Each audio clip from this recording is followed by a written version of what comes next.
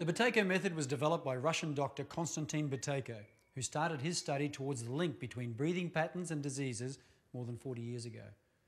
A clinical trial held in Australia in 1994 found that after 12 weeks, asthma sufferers reduced their intake of bronchodilator medication by 90%.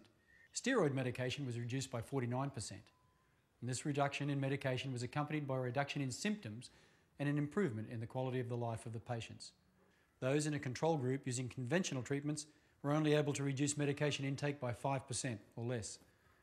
Despite all the attempts by medical doctors, pharmacists and scientists, the incidence and severity of asthma is on the increase.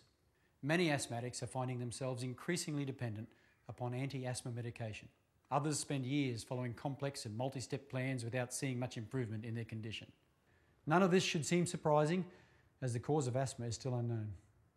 Fortunately, a method does exist to combat asthma without the medication. It's called the Buteyko method. It can be used by both children and adults and can be incorporated into their daily lives. We're constantly told to eat healthy food and stay fit. We pay attention to issues such as cholesterol, weight and blood pressure. But one aspect of our body functioning that we tend not to think about is our breathing. For a well person, it's taken for granted. But for an asthma sufferer, breathing is a matter of life and death. We're used to thinking that the purpose of breathing is to get as much oxygen from the air as possible, and that carbon dioxide exhaled is a waste product, just like the exhaust fumes from a car. But this belief undervalues the true value of carbon dioxide. In fact, carbon dioxide is as valuable to our bodies as oxygen. Carbon dioxide is necessary in the chemical reaction, which allows oxygen to be released from the blood into the tissues. That's why, paradoxically, the more you breathe, the more carbon dioxide you exhale, which results in being less available oxygen for your body to release into the tissues. So that means that carbon dioxide is vitally important in the utilisation of oxygen in our bodies.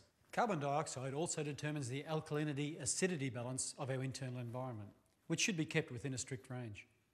When we breathe incorrectly and exhale too much carbon dioxide, the body responds by excreting important minerals. This loss will eventually affect the functioning of all the body's major systems. Carbon dioxide has a relaxing effect on the smooth muscle that wraps around the airways and blood vessels in our bodies. In other words, carbon dioxide acts as a bronchodilator. But unlike symptomatic medication, the carbon dioxide produced by your body cannot harm you. It follows that if you restore the normal level of carbon dioxide in your body by a correct breathing cycle, you may not need relieving medication. So just to summarise, carbon dioxide helps utilise oxygen in our tissues.